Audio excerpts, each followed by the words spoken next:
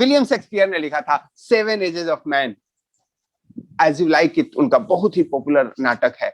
उसके अंदर उन्होंने व्याख्या की थी जो सार्वभौमिक है, हर एक जगह के लिए है, लेकिन इंडिया में इसका हल्का एक डिफरेंस है। हमारे संतों की एक कहानी में जरा सुन रहा था, बोले कि जब ब्रह्मा जी सृष्टि रच रहे थे तो सबकी आयु 40-40 वर्ष निर्धारित की थी। 4 लोग गए थे, 4 लोगों का एज अलॉट हुआ था, मनुष्य का, बैल का, कुत्ते का और उल्लू का।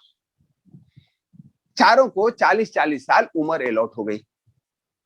सबको क्या क्या जीवन में करना होगा यह निर्धारित कर दिया गया, भाई तेरे यह कर्मों की सजा ऐसा है। मनुष्य को सबसे बढ़िया उम्र मिला 40 साल का, totally full of energy, enjoy your life and come back with happiness.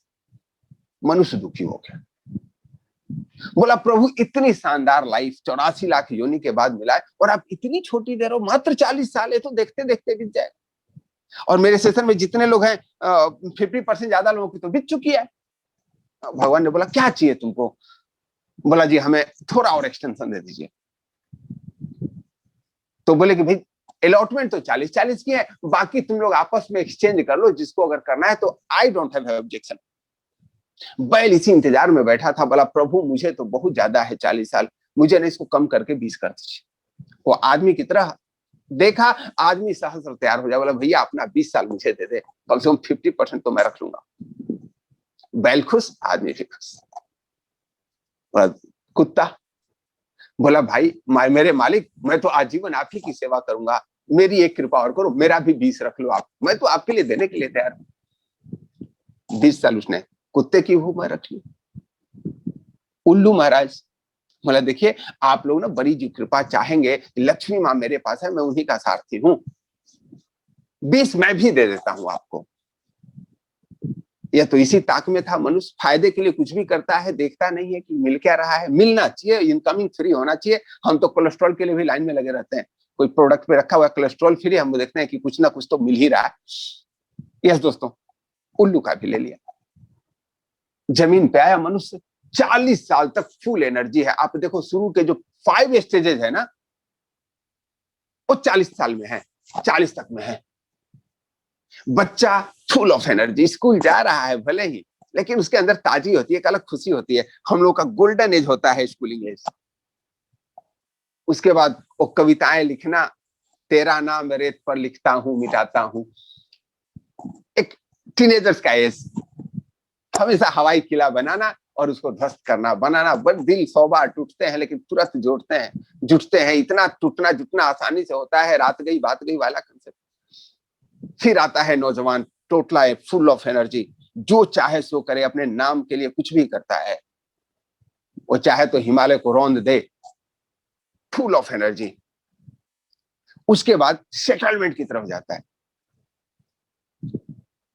और 40 आते आते आप फुल एनर्जी, एक्सपीरियंस, लाइफ, सारे सुख वगैरह भोग चुके होते, आपके पुत्र पुत्रादि हो चुके होते, आदमी का टेन्योर समाप्त। अब उसके बाद किसका शेड्यूल शुरू होता है? क्या बात है, बैल का। यस, तो बैल करता है क्या भाई? न उसकी शादी होती है, न ब्याह होती है, एक ही काम है, सुबह जाना और वापस आना, सुबह जाना वापस आना। दिन भर खेतों में काम करता है, आता है खाता है सो जाता है, काम करता है आता है खाता सो जाए। अब आपकी 40 साल की अवस्था हो गई, बच्चे बड़े हो रहे हैं, जिम्मेवारी बढ़ रही है, बिटिया की शादी करनी है, घर बनानी है, माता पिता की सेवा करनी है। अब न होश है न जोश है। सुबह उठते हैं, ऑफिस चले जाते हैं, कमा करके आ जाते हैं, ऑफिस जाते हैं, कमा करके आ जाते हैं। यस और नो, क्या ही होता है 40+ वाले की हालत? कोई उमंग नहीं, कोई बाहर की प्लानिंग नहीं, कोई रोमांस नहीं। यस, चिंता न करें, ये आपकी जिंदगी थी ही नहीं, वो जिंदगी ही बैल वाली है। हाँ, वे लोग जरूर मनुष्य की जिंदगी जी रहे हैं जो अपने आप को उस रूटीन से अलग भी सोच रहे हैं। If you are maintaining some hobbies, आप में मनुष्यता बची हुई है। अगर आप स्वार्थ से ऊपर उठ करके दे रहे हैं, बैल से ऊपर विचार भी अगर आपका है, तो आप मनुष्य की तरह जी रहे हैं। ध्यान रखिएगा, बैल की तरह जी रहे हैं कि मनुष्य की तरह जी रहे हैं। दोस्तों 60 साल गवर्नमेंट ने इसीलिए रिटायरमेंट का एज रख दिया है कि ए बैल काम करने लायक नहीं रह जाएगा 60 के बाद। वो 20 साल जो बैल वाला उम्र है ना, फुल यूटिलाइज होता है उसमें। 60 तक आ जाते हैं, घर पे आ गए, रिटायरमेंट है, कोई अब आपको बुलाता नहीं है। वो तो अब रिटायर हो गए, पहले तो जज साहब थे, बड़े रसूखवार थे, हर एक कोई बुलाता था, अब तो रिटायर हो गए, क्या काम। पहले तो साहब फौज में कभी कभी छुट्टी आते थे, हर एक रिश्तेदार चाहता था मेरे पास आएंगे तो वो कैंटीन वाला भी आइटम लेकर के आएंगे। अब क्या होता है, अब तो रिटायर हो गए जी, इजिली अवेलेबल है आप, नो बडी टेक केयर्स।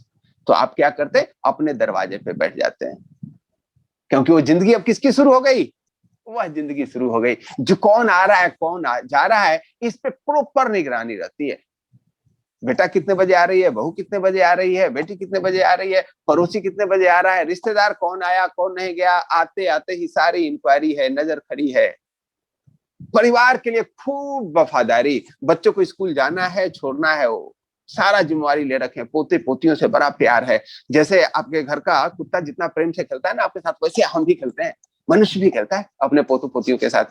लाइफ कौन सी चल रही है, जय राम जी की। उसके बाद आपकी अवस्था 80 हो गई, अगर बच गए तो। उसके बाद अगला स्टेज किसका है, 60 के बाद स्टेज उल्लू की। यस, और उल्लू की खासियत क्या है, दिन में दिखता नहीं और रात में सोता नहीं। दिन में दिख रहा है, कौन आया, दरवाजे पे खटका बढ़ा, कौन आया, खिड़की बुझी, कौन आया कौन गया, दिख नहीं रहा है, लेकिन आवाजें एकदम प्रॉपर है, सिर्फ आवाज ही निकलती है, बाकी सब तो न आंख से दिखता है बराबर, न कान से सुनता है, न दांत है न आंत है, न खा सकते हैं न कुछ कर सकते हैं, लेकिन हमेशा आंखें खोल के जरूर देखते हैं, इंक्वायरी पक्का रहती है। उल्लू वाली लाइफ है, जितनी चल गई तब तक चल गई, बाकी तो चल चला चल, दुनिया रैन बसेरा है। हमेशा जीवन के मार्ग में सतर्क रहे, आप मनुष्य हैं, और मनुष्य होने का मतलब है आप मनुष्यता को बरकरार रखें। कहीं जीवन में पलट कर देखिए, सिर्फ बैल ही तो नहीं है, अपने हॉबी को बचा के रखें। सिर्फ आप अपने मोह बस सिर्फ कुत्ते बन के तो नहीं रह गए अपने घर में, नहीं, आप में अभी एनर्जी है, बहुत कुछ कर सकते हैं। इसीलिए वानप्रस्थ की व्यवस्था थी हमारे समाज में। परिवार से बाहर सोचो, आप समाज के लिए बहुत कुछ से दे सकते हैं, आपके पास अनुभव है और एनर्जी भी है।